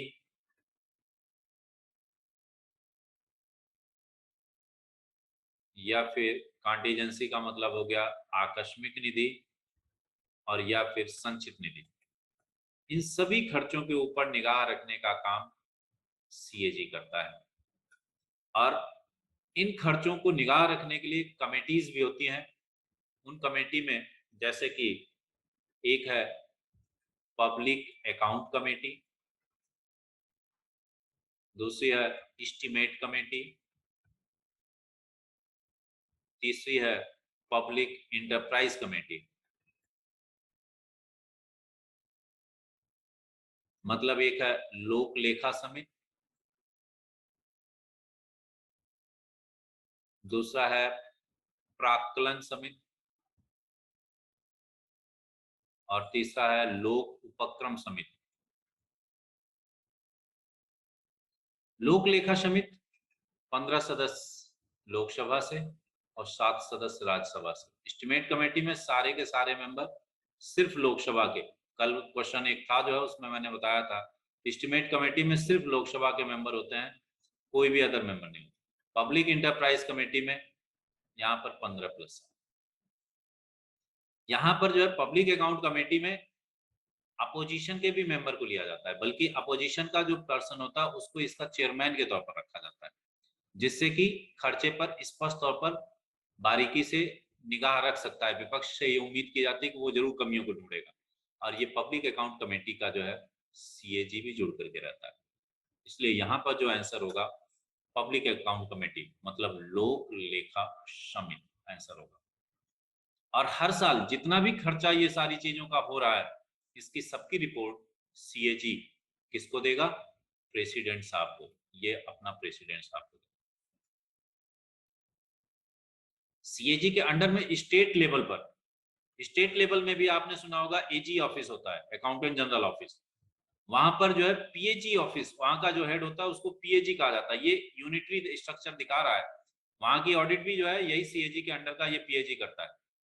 प्रिंसिपल एडवोकेट अकाउंटेंट जनरल जो है principal accountant general, PAG office, ये भी जो है अपने हर स्टेट के जो है सारी चीजों की ऑडिट करके साल की ये सारा का सारा जो है सीएजी को भेजते हैं। और सीएजी हर साल जो है मार्च मंथ के बाद जो है अप्रैल में अपनी रिपोर्ट पब्लिश करता है। उस रिपोर्ट में चाहे वो गवर्नमेंट ऑफ इंडिया का खर्चा है या फिर स्टेट गवर्नमेंट के खर्चे हैं, वो सारे उसमें पब्लिश किए जाते हैं कि यहाँ पर इतना पैसा खर्च किया गया, जो गलत किया गया, यहाँ पर ये चीज गलत किया गया, वो गलतियों को उजागर करने का काम करता है। और ये सारी रिपोर्ट किसको जाएगी, प्रेसिडेंट साहब को जाएगी। और प्रेसिडेंट यदि स्टेट का मैटर होगा तो कंसर्न स्टेट के गवर्नर को भेज देंगे। गवर्नर में भी वहां पर भी जो है पीएजी ऑफिस पीएसी होती है, वहां पर भी पब्लिक अकाउंट कमेटी स्टेट की भी होती है, वो इस ऑडिट रिपोर्ट को ये भी देखते हैं जो है। इस तरह से ये सारी चीजें जो है यहाँ पर रहती हैं अकाउंट के सेक्शन में। नेक्स्ट आते हैं सेकंड क्वेश्चन, नियंत्रक महालेखा परीक्षक अपना प्रतिवेदन किसको देता है? अभी हमने बताया कि राष्ट्रपति साहब को देता है। निम्नलिखित में से कौन सा जनजातीय लोकसभा अध्यक्ष थे? पी एस संगमा साहब। इसमें आंसर जो है पी एस संगमा पहले जो। संविधान के निम्न अनुच्छेदों में एक संबंधित करता है कि मत बराबर होने की दशा में। अब यहाँ पर कुछ और भी फैक्ट्स आप लोग पॉलिटी से संबंधित जान लें। आर्टिकल नंबर 99 कहा गया है, 100 कहा गया है, 102 कहा गया, 103 कहा गया। इसमें से यही दो मेन है। वैसे 100 में ओथ की भी बात कही गई है, oath and affirmation by the members, MP जो चुन करके आते हैं उनकी ओथ वगैरह की। और इसी में जो है डिसीजन वोटिंग की भी बात कही गई। ये जो एमपीज होंगे इनके वोटिंग राइट की भी बात कही गई, वोटिंग ऑफ एमपीज की बात की गई। वोटिंग ऑफ एमपी ये सारी की सारी जो है, या फिर डिसीजन वोटिंग, ये भी जो है क्या कहते हैं 100 नंबर आर्टिकल है। डिसीजन वोटिंग क्या होता है? इसको हम हिंदी में कहते हैं निर्णायक मत। निर्णायक मत क्या होता है? स्पीकर है लोकसभा या राज्यसभा या विधानसभा, इनके जो अध्यक्ष होते हैं या जो प्रिसाइडिंग ऑफिसर होता है जो उसको अध्यक्षता कर रहा है, स्पीकर नहीं है तो डिप्टी स्पीकर, डिप्टी स्पीकर नहीं है तो जो भी पैनल का मेंबर है, उस समय यदि किसी रिजोल्यूशन पर वोटिंग होती है, मान लीजिए कि 200 मेंबर हैं प्रेजेंट हैं, इसमें 100 लोग फेवर में है, 100 लोग उसके अगेंस्ट में है, मतलब टाई कर गया वोटिंग। उस कंडीशन में वोट देने का अधिकार अध्यक्ष का है। वो चाहे तो इनके पक्ष में दे दे, वो चाहे तो इसको पक्ष के दे दे। इसको कहते हैं निर्णायक मत या फिर डिसीजन वोटिंग। ये राइट जो है अध्यक्ष को आर्टिकल नंबर 100 में दिया गया। 100 में मेन तौर पर तो यही है, वोटिंग ऑफ मेंबर्स, मेंबर्स द्वारा जो है एमपी द्वारा किस तरह से वोटिंग दी जाए। वोटिंग करने के समय में एक चीज और भी यहाँ पर एक क्लॉज है, यदि कोई सीट वैकेंट रहती है, फॉर एग्जांपल मान लीजिए कि हाउस है, अपोजिशन के 100 मेंबर हैं, सिटिंग में जो रूलिंग पार्टी के हैं उसके 100 मेंबर हैं, ये 100 मेंबर्स में से 15 मेंबर जो है कहीं पर घूमने गए हुए हैं, तो इनके मतलब 85 है। तो यहाँ पर प्रोसीडिंग में ये नहीं कहा जा सकता कि ये लोग है नहीं इसलिए वोटिंग अभी नहीं होगा। मेंबर हो चाहे ना हो, वोटिंग चलेगी जो है। ये सारी चीजें जो है प्रोविजन जो है आर्टिकल नंबर 100 में था। 100 नंबर 2 में डिसक्वालिफिकेशन की बात की गई है। डिसक्वालिफिकेशन, डिसक्वालिफिकेशन मतलब अयोग्य कब होगा? अयोग्य किस समय कहा जा सकता है? यदि कोई ऑफिस ऑफ प्रॉफिट को होल्ड किया तो हो, यदि कोई पर्सन लाभ के पद पर है तो उस कंडीशन में जो है उसको वोटिंग मतलब यहां से डिसक्वालीफाई किया जा सकता है हाउस से। या फिर कोई सदन की कार्रवाइयों में सेशन में 60 डेज लगातार एब्सेंट रहता है तो उसे डिसक्वालीफाई किया जा सकता है। ये सारे प्रोविजन आर्टिकल नंबर 102 में। नेक्स्ट आते हैं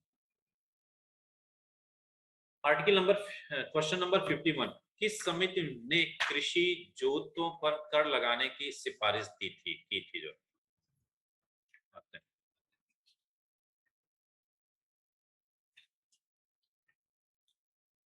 सारी कमेटीज के बारे में जान लेते हैं। सबसे पहले यहाँ पर भूलिंगम कमेटी है। भूलिंगम कमेटी ये वैट से रिलेटेड थी। वैट क्या? Value added tax.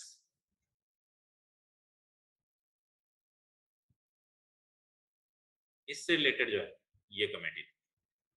नेक्स्ट है वांचू कमेटी। वांचू कमेटी किससे थी?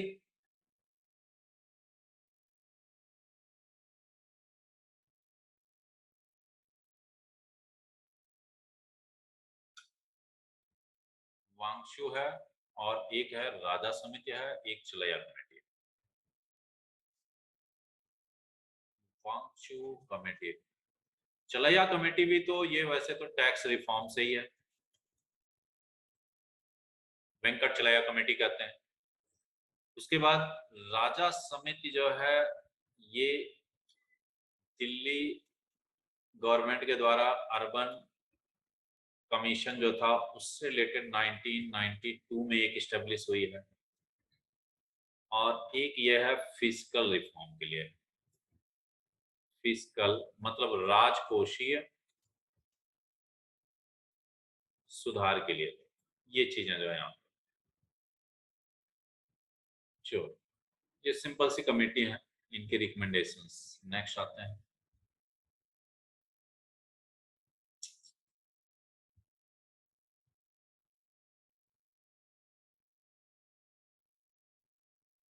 भारतीय चमड़े का सर्वाधिक निर्यात किसको किया जाता है? यूके को।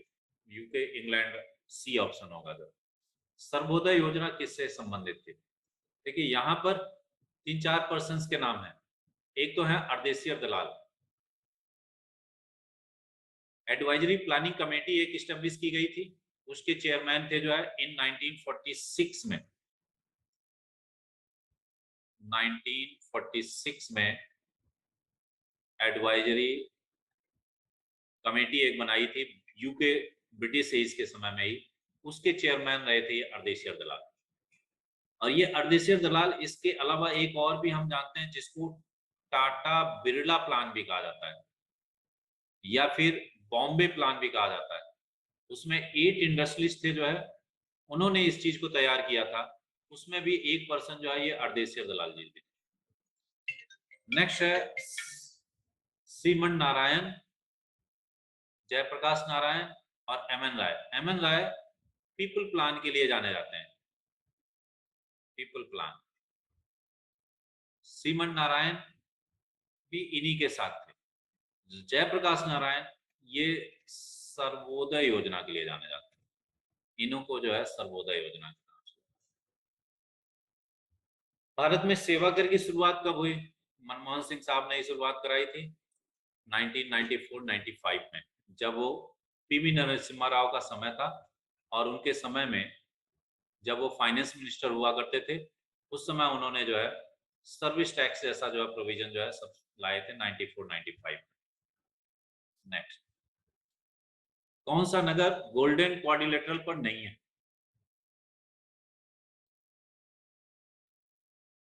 अब गोल्डन क्वाड्रिलेटरल है क्या, पहले तो इसको जान लें।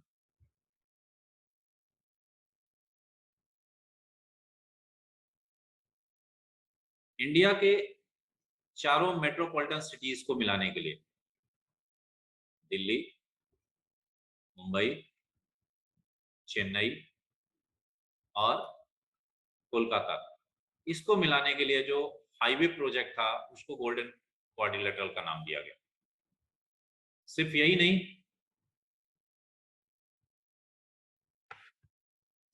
इसके अलावा इसमें इसके साथ में रखा गया, एक सेकंड,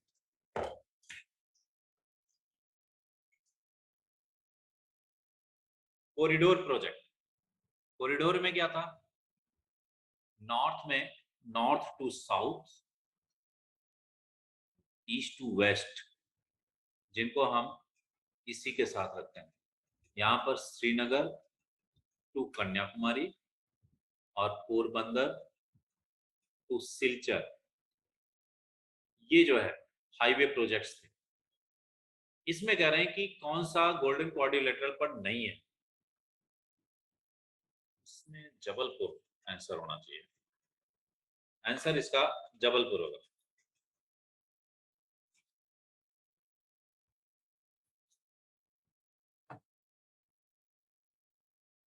जी, नागपुर को कन्याकुमारी से जोड़ता है कौन सा? नेशनल हाईवे 7, यहाँ पर 7 होगा। ठीक है, ये सिंपल से क्वेश्चन है।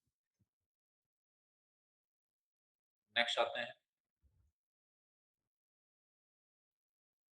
भारत में हरित क्रांति को सबसे ज्यादा फायदा किसको हुआ? सिंपल क्वेश्चन है, गेहूं और चावल के लिए। राष्ट्रीय नवीकरण कोष की स्थापना किस उद्देश्य की गई थी?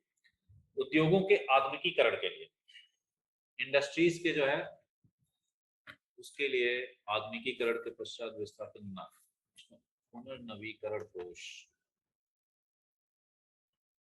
बी ऑप्शन होगा इसमें भी। राष्ट्रीय नवीकरण कोष की स्थापना किस उद्देश्य से किया गया था? ठीक। नेक्स्ट आ जाए, भारत में खाना पकाने के लिए विश्व का, ये पिछले क्वेश्चन था क्या उसमें कहीं, यहाँ पर जो आंसर होगा ये तिरुमाला होगा। तिरुपति माला का जो है आंध्र प्रदेश में पड़ता है। यहाँ पर जो है सबसे बड़ा जो है इसको स्टेब्लिश किया गया है। तिरुमाला जो है correct answer. Next,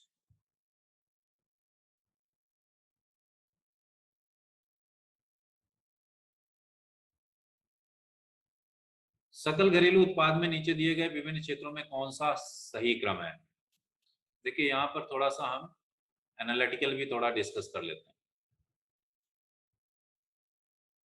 3 sectors economic sectors करते हैं। एक तो कहते हैं प्राइमरी सेक्टर,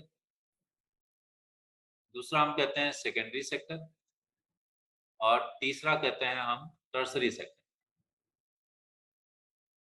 प्राइमरी सेक्टर को हम कहते हैं कृषि क्षेत्र, सेकेंडरी सेक्टर को कहते हैं विनिर्माण क्षेत्र,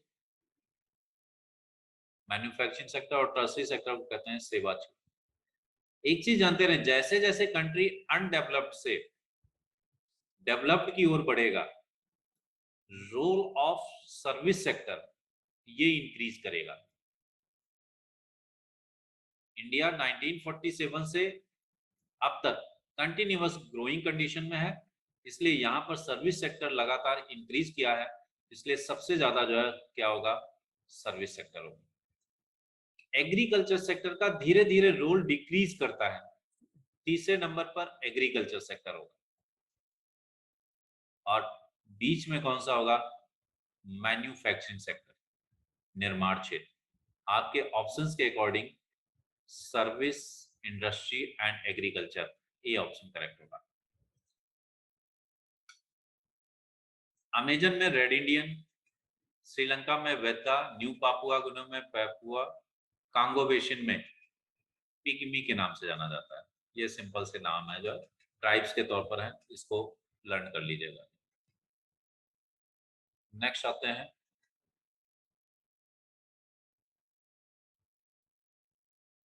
नील नदी के डेल्टा क्षेत्र में सर्दी के मौसम में कौन सी फसल उगाई जाती है? गेहूं। गेहूं ही इसका सही आंसर होना चाहिए। नील नदी के डेल्टा के क्षेत्र, हाँ सर्दी के मौसम में वहां पर गेहूं, ठीक है। गेहूं की निम्न कृषि निम्न में से किससे संबंधित है? स्टेपीज, स्टेपीज क्षेत्र जो है वहां पर गेहूं के उसके लिए जाना जाता है। ये चीजें तो फैक्ट में है। विश्व ग्रांट बैंक, ये सबसे ज्यादा जो है आपका जो है फिश के उसके लिए मान गिना जाता है, ग्रांट बैंक प्रोडक्शन के लिए। कनाडा स्थित सटवरी में किस खनिज के लिए सबसे ज्यादा है? कॉपर। 65 में भी जो है कॉपर होगा आंसर आपका, ठीक है। इसके बाद भारत के कितने राज्य समुद्र तटरेखा से टच करते हैं? कोस्टल स्टेट्स के नाम जो है, आप सिंपल सा ये थोड़ा सा लर्न करना चाहेंगे तो समझ में आ जाएगा आपका।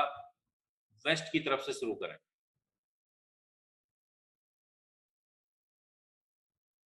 सबसे पहले गुजरात, दूसरे नंबर पर महाराष्ट्र,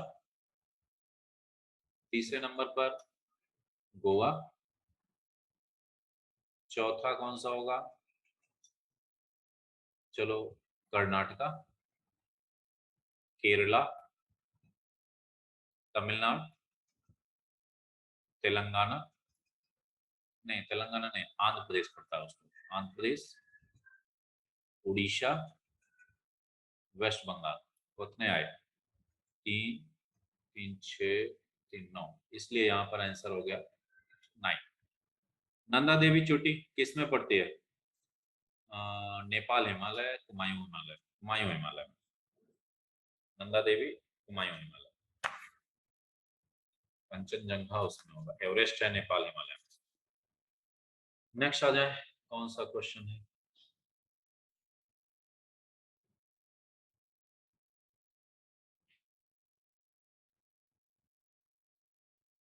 अच्छा, आर्यों ने भारत में किस दर्रे की तरफ से प्रवेश किया? आंसर होगा इसमें खैबर पास। जितने भी इधर से आए हैं नॉर्थ वेस्ट की तरफ से, मैक्सिमम लोग जो है खैबर पास की तरफ से ही आए हैं शुरुआती दौर में, इसलिए यहाँ पर आंसर होगा जो ये खैबर, खैबर दर्रा। तबाह किसकी सहायक नदी है? नर्मदा की। चीन बांध किस पर है? रावी नदी पर। सिंपल है, कोई इसका हमें बताने की जरूरत नहीं है।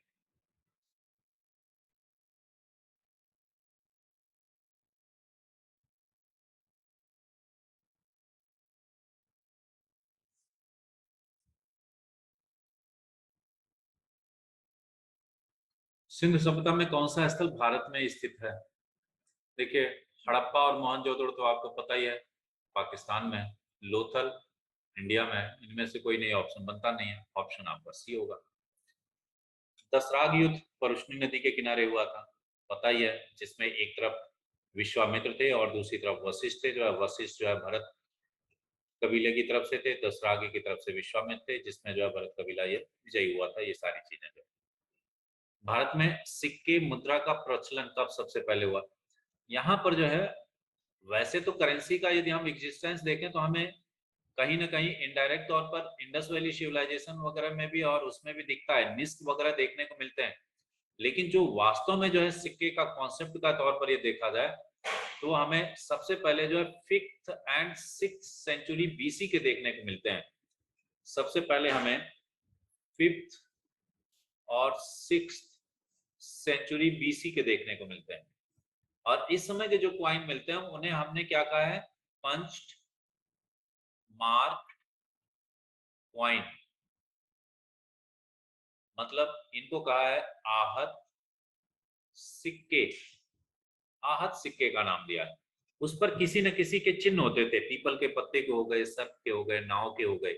उनसे हम उसका रिलीजियस इंपॉर्टेंस और इकोनॉमिक दोनों तरह के इंपॉर्टेंस देखते हैं। तो हमें यहाँ पर सबसे करेक्ट आंसर जो होगा वो 600 बीसी का होगा। हाँ, ये जो सिक्के हैं पंचमार्क कॉइन, लेकिन मॉडर्न कॉइन का जो कॉन्सेप्ट है वो हमें सबसे पहले ग्रीक्स के देखने को मिलते हैं। इंडो ग्रीक, जिसको हम हिंद यवन भी कह सकते हैं। सबसे पहले हमें हिंद यवनों ने जो है सोने के सिक्कों के एविडेंस देखने को मिले। और सबसे प्योर कॉइन की बात करें कहाँ के किसके मिलते हैं? सबसे प्योर कॉइन्स हमें मिलते हैं कुषाण डायनेस्टी के। और सबसे मैक्सिमम नंबर ऑफ कॉइन्स किसके मिलते हैं? गोल्ड कॉइन्स, वो हमें मिलते हैं ये गोल्ड के। सबसे ज्यादा मिलते हैं गुप्ता एज के। लेकिन समस्या यह है कि गुप्ता एज में अशुद्धता ज्यादा है, इम्प्योरिटी ज्यादा है। ये चीज जो है यहाँ पर ये ध्यान रखने का है, इम्प्योरिटी जो है इसमें गुप्ता एज में हमें ज्यादा देखने को मिलती है। ये है इससे रिलेटेड जो है आपके जितने भी फैक्ट्स बनते हैं। नेक्स्ट, नागार्जुन कौन थे? बौद्ध फिलोसफर थे भाई जो। ठीक है, नेक्स्ट आ जाए क्वेश्चन नंबर 75। मेगास्थनीज ने भारतीय समाज को कितनी श्रेणियों में? 7, जिसमें दार्शनिक, किसान, सेनानी, इस तरह से उन्होंने यादव इस तरह से जो है उसमें डिवाइड किए हैं, पशु चारण के वगैरह में जो टोटल 7 है जो है इसमें। नेक्स्ट, राजवंशों पर विचार कीजिए, कौन सा पहले है कालक्रम के अनुसार लगाना है। देखिए, सातवाहन डायनेस्टी गुप्ता से पहले थी, तो इसलिए यहां पर इन सब में सबसे पहले आपको शुंग डायनेस्टी दिखती है, पुष्यमित्र शुंग। हम मौर्यन एज के बाद जब देखते हैं तो हमारे पास फॉरेन इन्वाइडर आना शुरू करते हैं। फॉरेन इन्वाइडर वाले में सबसे पहले ग्रीक आए, फिर शक आए, फिर कुषाण आए और पहलव आए। और इन्हीं के पहले मौर्यन डायनेस्टी के ठीक इन इन्वाइडर्स के जैसे ही ये सत्ता हटी तो यहाँ पर पुष्यमित्र शुंग ने क्या किया था? अपनी सत्ता स्थापित कर ली थी, जिसको हम शुंग वंश के नाम से जानते हैं। जिसके बाद यहाँ पर एक अगला शासक जो सबसे प्रमुख है उसका नाम है अग्निमित्र शुंग। और इसके बारे में जो है हमें एक बुक भी मिलती है कालिदास की, जिसका नाम आप जानते होंगे। क्या नाम है? माली विकाग्नि मित्रम, मालविकाग्निमित्रम। इसमें क्या है, मालविका प्लस अग्निमित्र, उस समय के साथ साथ इन दोनों के प्रेम कहानी का जो है उल्लेख किया गया है। तो ये चीज जो है, सुंगा डायनेस्टी तो सबसे पहले हो गई। सुंग के बाद कौन आएंगे, सातवान। सातवान के बाद कौन आएंगे, गुप्त। गुप्त के बाद कौन आएंगे, चोल। तो नंबर 1 ये हो गया आपका, नंबर 2 ये हो गया आपका, नंबर 3 ये आ गया, नंबर 4 ये हो गया। तो मतलब 3 1 2 4, 3 1 2 4, ये आपका आंसर। नेक्स्ट आते हैं,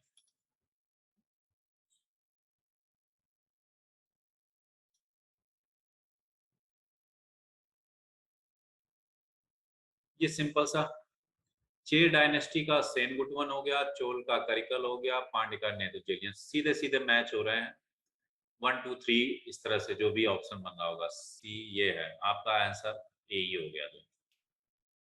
नेक्स्ट, गुप्त कला के सर्वोत्तम, ये देवगढ़ का दशावतार मंदिर झांसी के पास में जो पड़ता है वो है देवगढ़ का दशावतार मंदिर। ये तिगवा का विष्णु मंदिर, ये जबलपुर का है। भितरगांव का लक्ष्मणपुर में ये है, यूपी में जो है। भोपरा का शिव मंदिर, ये भी मध्य प्रदेश में ही है। आज भी भारत में वेंसांग को याद किया जाता है। इनकी किताब का नाम है, बड़ी अच्छी किताब मानी जाती है CUT के लिए। 2 चाइनीज ट्रेवलर्स आए हैं, यात्री।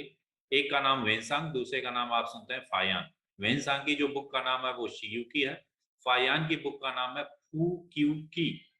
फू क्यू की और CUकी, ये 2 किताबें इनकी मिलती हैं।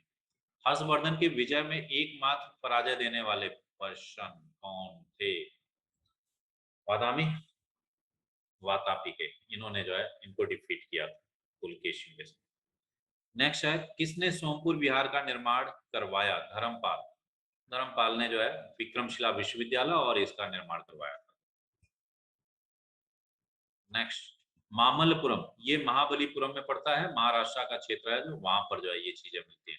मामल्लपुरम शैली में जो है 5 पांडवों के नाम से जो है एक ही पहाड़ को काट करके उसमें गुफा के तौर पर मंदिर बनाने की जो परंपरा चली है, शैली जो आई है, उसी मामल्लपुरम शैली के नाम से जाना जाता है।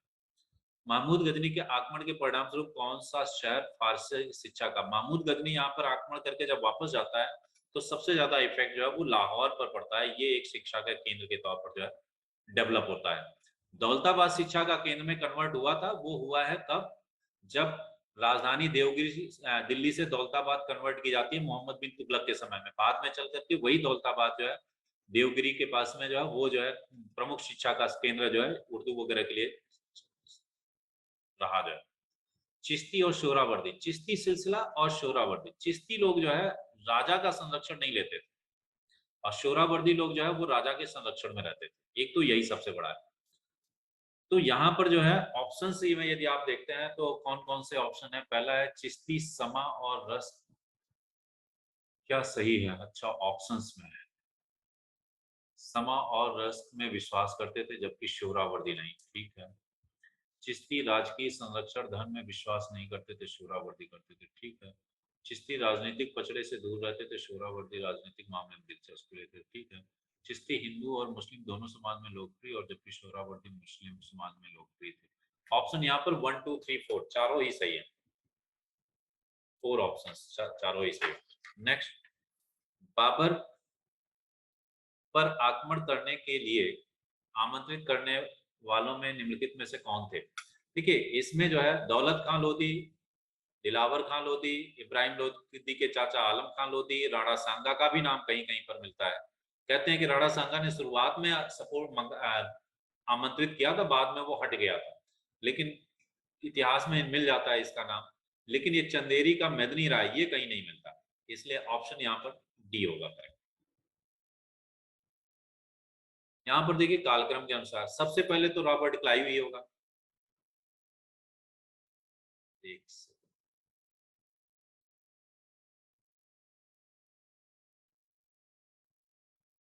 फर्स्ट नंबर पर तो रॉबर्ट क्लाइव हो गया। वॉरेन हेस्टिंग्स 3 थर्ड नंबर पर, वेंसिटार्ड और कार्टियर ये इसके बीच के हैं। ये तो 3 का ही है, तो अब कौन कौन से हुए? 1 और 3, ये दोनों इनके बीच के हैं। 1 और 3 के ऑप्शन के हिसाब से आप देखते हैं तो यहाँ पर आपका आंसर बी होगा। हमने पहले शुरुआत में बताया था कि एग्जामिनेशन में आप एलिमिनेशन मेथड को भी ध्यान रखेंगे। एलिमिनेशन मेथड का मतलब यह है कौन ऑप्शन हो सकता है, कौन सा नहीं हो सकता है। इस पर तो पॉसिबिलिटी ही नहीं है, यहाँ पर भी ये ऑप्शन नहीं है, यहाँ पर भी नहीं, यही ऑप्शन बचता है, इसलिए ये आंसर होगा। अंग्रेजों द्वारा रैयतवाड़ी व्यवस्था लागू की गई कहाँ कहाँ पर, ये हमने पिछली बार भी डिस्कस किया था। यहाँ पर ये कहाँ पर था, ये आप कह सकते हैं बॉम्बे का क्षेत्र और साउथ इंडिया का क्षेत्र। मतलब हम यहाँ पर ऑप्शन दे सकते हैं मद्रास प्रेसिडेंसी और बम्बई प्रेसिडेंसी। और परमानेंट सेटलमेंट जो स्थायी बंदोबस्त था वो कहाँ था? स्थायी बंदोबस्त बंगाल की साइड में और अवध प्रांत में जो है। और एक हमने कहा था महालवाड़ी सिस्टम। महालवाड़ी सिस्टम कहाँ था? हरियाणा और पंजाब की क्षेत्र की तरफ है। तो ये चीजें जो है यहाँ पर जो। नेक्स्ट आते हैं,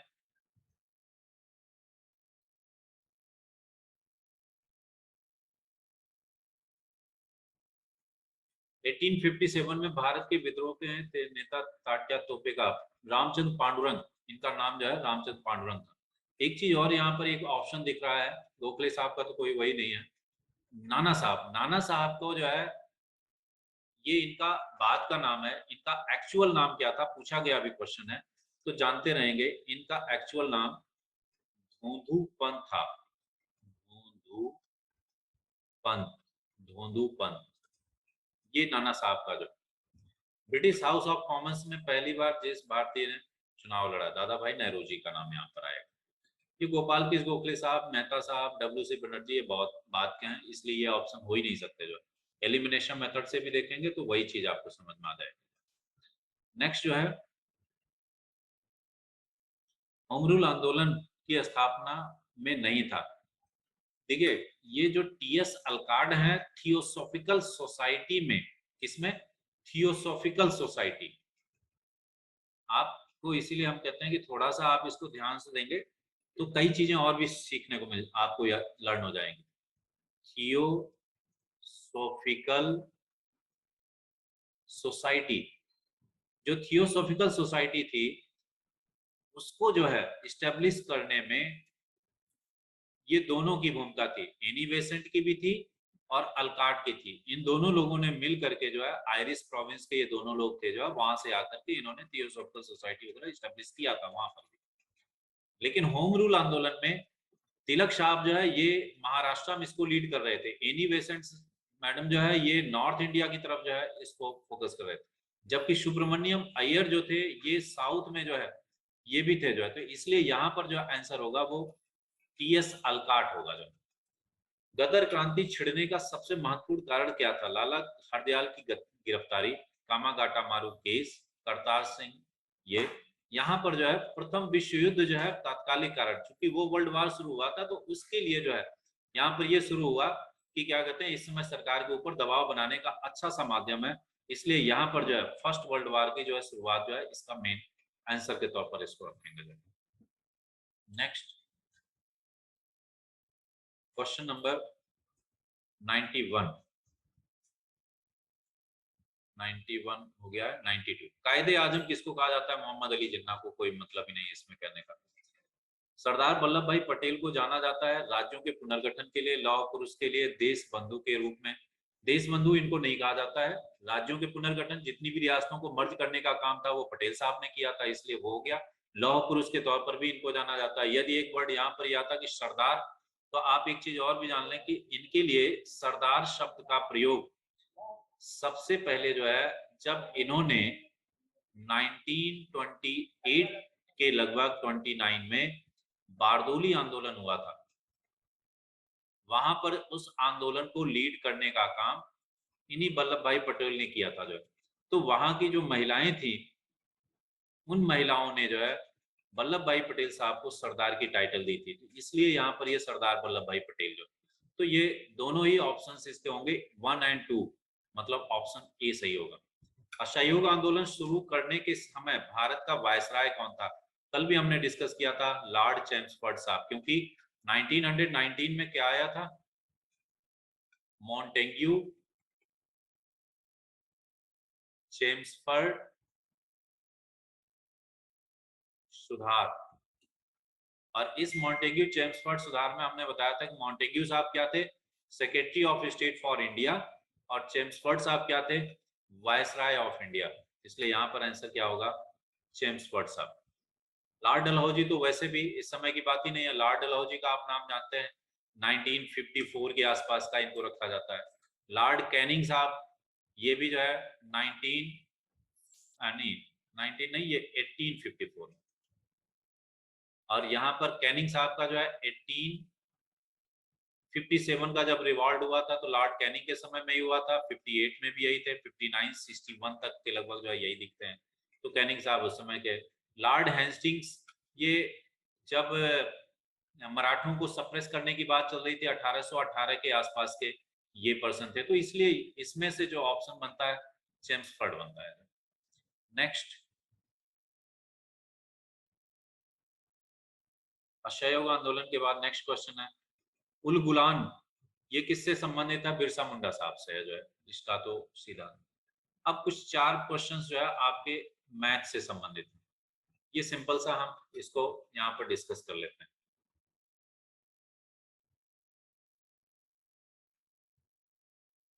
यहाँ पर क्वेश्चन है कि 5 बनाना और 4 एप्पल की जो प्राइस है वो 3 बनाना और 7 एप्पल के बराबर है, तो 1 बनाना और 1 एप्पल की प्राइस क्या होगी। हम मान लेते हैं कि बनाना की प्राइस जो है वो x रुपए है, तो 5 बनाना कितना हो गया, 5x।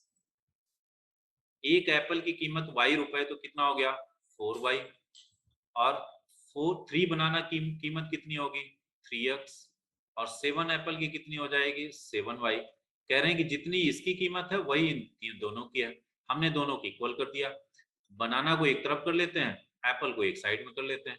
तो 5x minus 3x equal to 7x 7y minus 4y।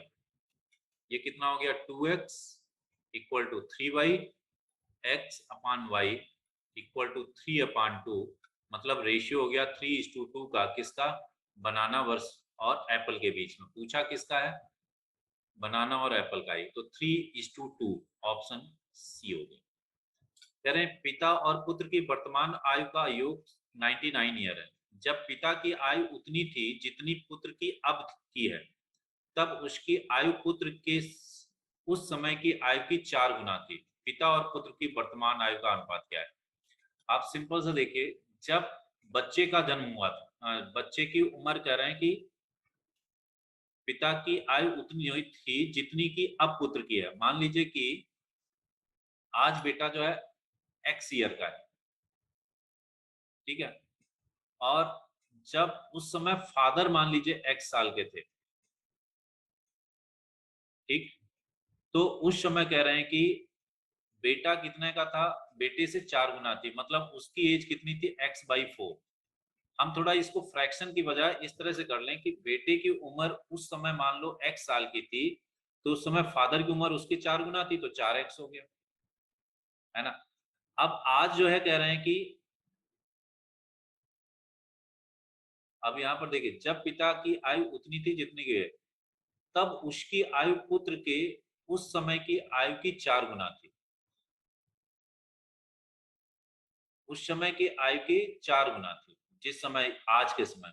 तो इसके मतलब अब कितनी है बेटे की उम्र जो है, अब है 4x, मतलब 3x इंक्रीज कर गया ना।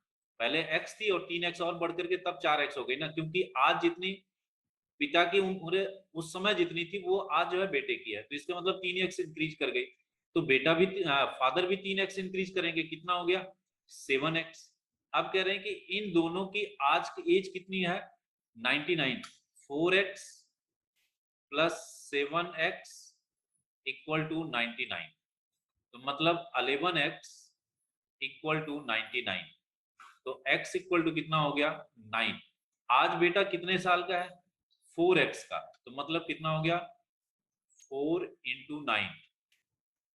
और बाप कितने एज का है, 7 × 9। रेशियो ही तो निकालना है, हम तो करते भी नहीं तो भी जरूरत नहीं थी। 4:7, ऑप्शन है कहीं पर किसकी किसकी निकालनी थी रेशियो?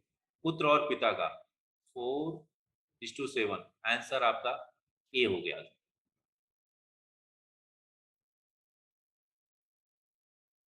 नेक्स्ट क्वेश्चन पर आते हैं।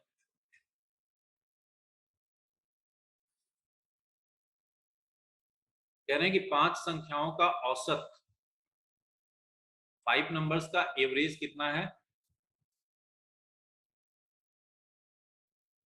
18 है। 5 नंबर्स का एवरेज कह रहे हैं 18 है, तो इसके मतलब इनका टोटल कितना हो गया? 18 इंटू 5 मीन्स 90। कह रहे हैं कि एक संख्या छोड़ देने पर, एक संख्या छोड़ दो, कितनी बची? 4।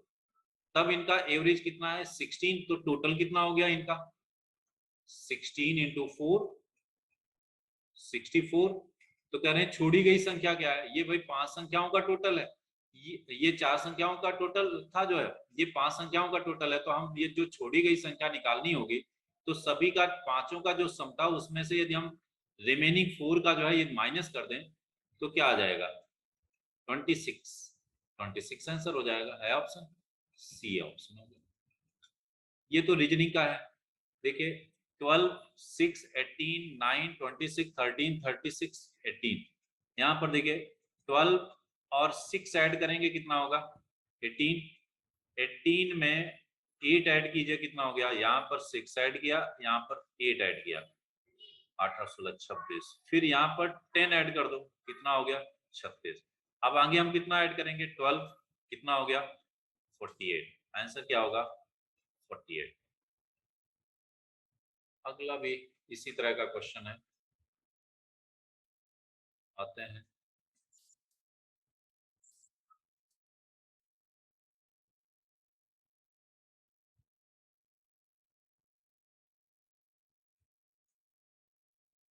फोर्टी एट को किस संख्या से गुणा करने पर प्राप्त संख्या इतने इतने के गुणनफल के बराबर? सिंपल है, ये तो क्वेश्चन बस कैलकुलेशन का। 48 में कह रहे हैं किस नंबर से मल्टीप्लाई करें कि 173 और 240 का मल्टीप्लीकेशन हो जाए। तो x equal to 173 into 240 divide by 48। 24 से ये 10 हो गया, ये 2 हो गया, यहाँ से ये 5 हो गया, 17, 85, 86 और 5, 865 आंसर होगा। ये आपका फर्स्ट पार्ट था जो कॉमन सा है। इसके बाद जो पार्ट 2 है उसमें मध्य प्रदेश स्पेशल के क्वेश्चंस हैं। मुझे नहीं लगता कि उसमें फैक्ट ही रहते हैं ज़्यादातर, क्योंकि स्पेशल का पार्ट है, तो इसलिए उसमें आप लोग जो है इसको कर लीजिएगा। मुझे लगता है कि यही सही रहेगा।